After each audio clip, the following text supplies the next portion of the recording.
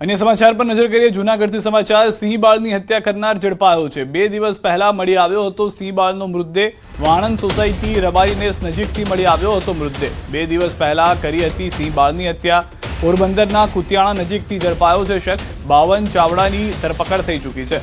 One વિભાગે પૂછપરછ શરૂ કરી છે। બાવન ચાવડા કે જે શંકાસ્પદ વ્યક્તિ હતો તે ફરાર થઈ ગયો હતો, જેને પોલીસને સફળતા મળી ચૂકી છે બાવન ચાવડાને પકડવામાં। સિંહ બાળની હત્યા કરનાર આ વ્યક્તિ હોવાની હાલમાં પ્રાથમિક માહિતી છે। પોલીસ હવે વધુ પૂછપરછ કરશે અને તેમાં સમગ્ર ચિત્ર સ્પષ્ટ થશે। વધુ માહિતી ન્યૂઝ 18 સંવાદદાતા જૂનાગઢથી અમારી સાથે જોડાઈ ગયા છે। અમારી જે રીતની પરિસ્થિતિ થઈ હતી, પોલીસ આખી ટીમ બનાવીને શોધી રહી હતી, શું વધુ જાણકારી મળી રહી છે હાલમાં?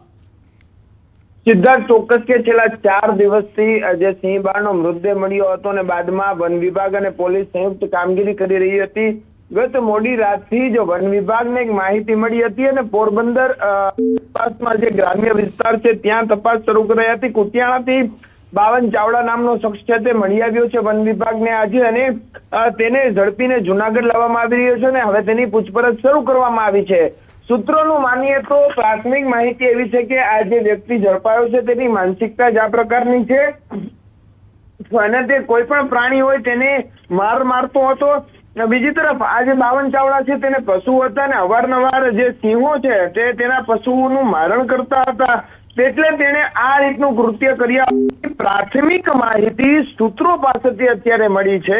હાલ તેને ઝડપી લેવામાં આવ્યું છે ને તેની ઊંડાણપૂર્વકની પૂછપરછ કરવામાં આવી રહી છે ને બાદમાં તેને કોર્ટમાં પણ રજૂ કરાશે। પરંતુ હાલ આ બાવન ચાવડા ઝડપાઈ જતા વન વિભાગે એક રાહતનો શ્વાસ લીધો છે। એક ઉમદા કામગીરી વન વિભાગ દ્વારા કરી છે કે સિંહ બાળની જે હત્યાની શંકા તે જ હતી તેનો હવે સોલ્યુશન અને તેનો ખુલાસો છે તે ટૂંક સમયમાં જ થવા જઈ રહ્યો છે। સિદ્ધાર્થ જી આભાર અમારી સમગ્ર માહિતી બદલ। અને હવે વાત નકલીથી સાવધાનની।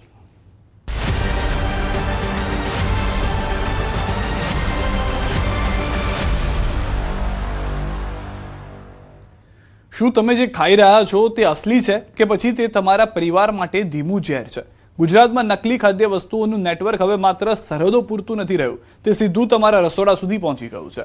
આપની ટીવી સ્ક્રીન પરની 4 તસવીરો જુઓ। એક તરફ થાળીમાં પીરસાતું નકલી અનાજ અને બીજી તરફ નકલી દારૂનો જીવલેણ કારોબાર। નફાખોરીના ચક્કરમાં મોતના સોદાગરો લોકોના સ્વાસ્થ્ય સાથે ખુલ્લેઆમ ચેડા કરી રહ્યા છે। છેલ્લા કેટલાય દિવસોથી રાજકોટનું ફૂડ વિભાગ એક્શનમાં આવ્યું છે। શહેરમાં અલગ અલગ સ્થળોએ દરોડા પાડી નકલીનો ખેલ ખુલ્લી પડી ગયો છે। ત્યારે પનીર બનાવતી અને વિતરણ કરતી 3 પેઢીઓ સામે તંત્રએ કાર્યવાહી કરી છે।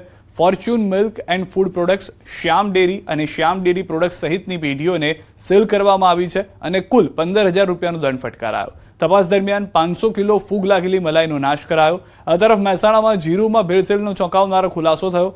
જીરુ વરિયાળી ખરીદતા પહેલા પાણીમાં નાખી ચેક કરવા ઊંઝા એપીએમસીએ ગ્રાહકોને અપીલ કરી છે। તો કચ્છના અંજારમાં સતાપર ગામમાં નકલી વિદેશી દારૂ બનાવતી ફેક્ટરી ઝડપાઈ છે। પોલીસે 1056 બનાવટી દારૂની બોટલ, ખાલી બોટલ, ફિલિંગ સીલિંગ મશીનો અને કેમિકલ ભરેલું બેરલ જપ્ત કર્યું છે। પાટણમાં ફૂડ વિભાગે સપાટો બોલાવી અખાદ્ય કેરી અને મેંગો મિલ્કશેકનો જથ્થો પણ જપ્ત કર્યો છે। સરકારી તંત્ર દરોડા પાડીને માત્ર સેમ્પલ લેવામાં વ્યસ્ત છે, જ્યારે નકલી વસ્તુઓ બનાવતી ફેક્ટરીઓ રાતોરાત કરોડોનો કાળો કારોબાર કરી લે છે। સવાલ એ છે કે કડક કાયદા હોવા છતાં આ ગુનેગારોમાં તંત્રનો કોઈ ડર કેમ નથી?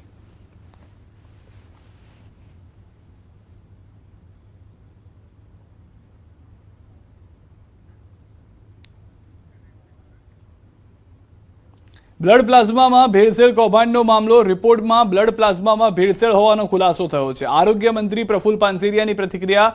અસલી પ્લાઝમાની ચોરી કરી તેમાં સેલાઇન વોટર ભેળવી નકલી પ્લાઝમા બનાવતી અમદાવાદ ગ્રામ્ય એસઓજીએ કૌભાંડ ઝડપી પાડ્યું છે।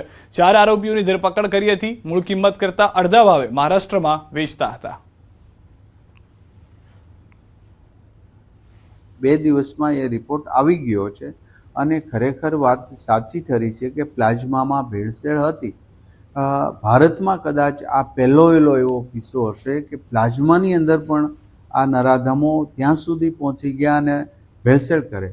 ગવર્મેન્ટના હેલ્થ વિભાગના ઇતિહાસમાં ક્યારે આવો કેસ અને આવું વિચારી સુદ્ધા પણ અમારા અધિકારીઓ ક્યારે વિચાર્યું પણ ન હતું એવું કૃત્ય આ રાક્ષસ જાતિના લોકોએ કર્યું છે।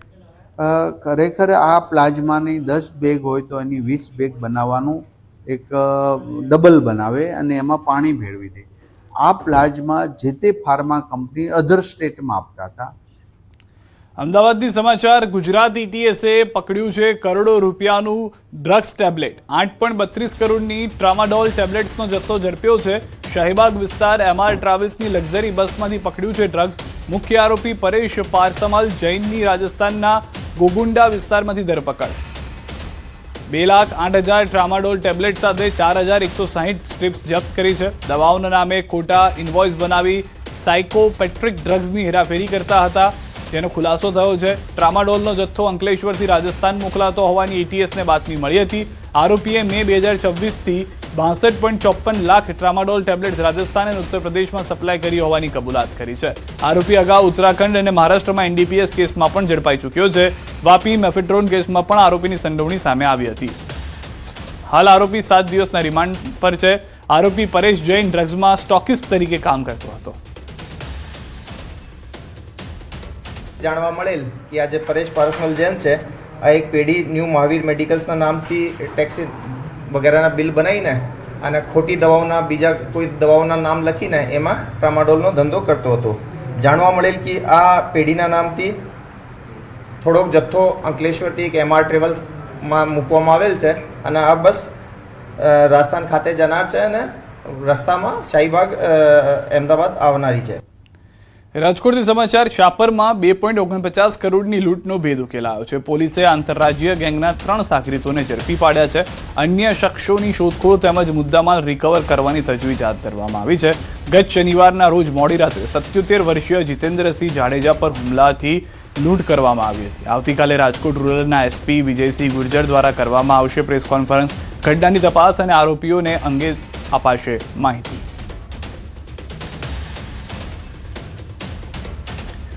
સુરતથી સમાચાર. અંબિકા તાલુકામાં LCBની રેડ. કોતર ગામે વિદેશી દારૂનો જથ્થો ઝડપાયો છે. કાર્ટિંગ પહેલા જ વિદેશી દારૂનો જથ્થો ઝડપી પાડ્યો છે. વિદેશી દારૂ, બિયર સહિત 2.83 લાખનો મુદ્દામાલ જપ્ત કર્યો છે. જામલપાડા ફળિયાથી દરગાહ રોડ નજીક જંગલ વિસ્તારમાં કાર્યવાહી. દારૂ મંગાવનાર અને કાર્ટિંગ માટે આવનાર બંને આરોપી વોન્ટેડ જાહેર. જિલ્લા LCB પોલીસે વધુ તપાસ શરૂ કરી છે. સુરતમાં વકફ ટ્રિબ્યુનલ કોર્ટનો મોટો ચુકાદો. ચોક બજાર રાજા ઓવારા મસ્જિદ મામલે ચુકાદો. સરકારી જમીન પર બનેલી હુસેની મસ્જિદ હટાવવાનો આદેશ. વકફ ટ્રિબ્યુનલ કોર્ટે મુસ્લિમ પક્ષની અરજી ફગાવી દીધી. મૌલવીઓ દ્વારા રજૂ કરાયેલા તમામ પુરાવાઓને કોર્ટે ફગાવ્યા. હુસૈની મસ્જિદ હટાવી આ જગ્યા ખુલ્લી કરવા આદેશ. ખોટા પુરાવા રજૂ કરવા બદલ કોર્ટે મૌલવીઓને ₹1 લાખનો દંડ પણ ફટકાર્યો.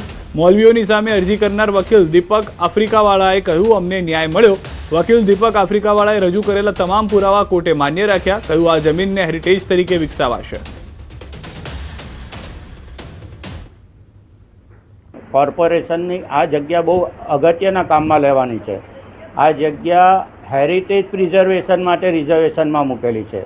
ચોકને હેરિટેજ બનાવવા માટે આ જગ્યાનો ઉપયોગ કરવાનો છે. એટલે ચોકમાં તમે પ્રવેશ કરો તો સુરત હેરિટેજ દેખાય એ માટેનું પ્લાનિંગ છે. આ જગ્યા ઉપર મસ્જિદ ઊભી કરવાનું આ લોકોનું પ્લાનિંગ હતું, એ લોકોનું નિષ્ફળ થયું છે.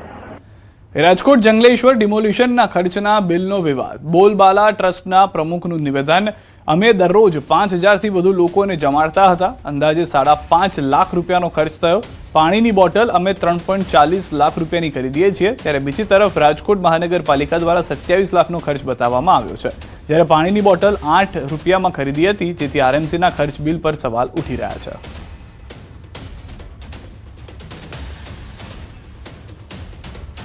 એપ્રોક્સિમેટ જમવાનો ખર્ચો આમ ગણી શકાય નહીં. આમ આખો આગ્રો હોય પણ 30-40 રૂપિયા પર વ્યક્તિનો જનરલી અમને જમવાનો ખર્ચ આવતો હોય. એપ્રોક્સિમેટ પ્રતિદિન અમને સમથિંગ 1 લાખ રૂપિયા આસપાસ કદાચ આવ્યો હશે. સ્વાભાવિક છે 3.40 રૂપિયાની મને મળી હતી, ટ્રસ્ટના કારણે મળી હોય, વ્યાજબી ભાવે મળતી હોય. અત્યારે હું ખર્ચ ખરીદું જ છું. 3.40 રૂપિયા વધીને 4 રૂપિયામાં અમને એપ્રોક્સિમેટ અમે 2-4 હજાર બોટલ રોજ લેતા હતા.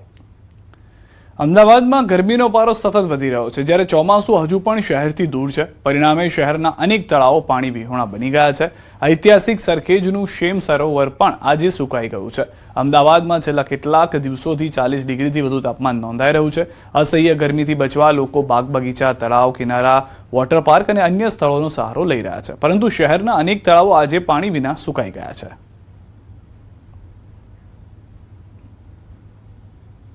અમદાવાદમાં અનેક તળાવો છે, જે પૈકી અમદાવાદ મહાનગરપાલિકા હસ્તક 100થી પણ વધારે તળાવો છે, જ્યારે કલેક્ટર હસ્તક 30થી પણ વધારે તળાવ હોવાના આંકડા પુરવાર થઈ રહ્યા છે. જે પૈકી વાત કરીએ તો તેમાંથી 70% તળાવો એવા છે કે જેમાં એક પણ ટીપું પાણી ન હોવાની વાત સામે આવી રહી છે. ત્યારે આશા રાખીએ કે વરસાદ આવે અને આ તળાવો ફરીથી પાણી ભરેલા જોવા મળે. આ દ્રશ્યો છે સરખેજ ખાતે આવેલા ઐતિહાસિક રોજા સરોવરના. એક સમયનું પાણીથી છલોછલ ભરાયેલું આ તળાવ આજે સંપૂર્ણ ખાલી જોવા મળી રહ્યું છે. તળાવમાં એક ટીપું પણ પાણી નથી, જેના કારણે સમગ્ર વિસ્તાર સૂનો લાગી રહ્યો છે.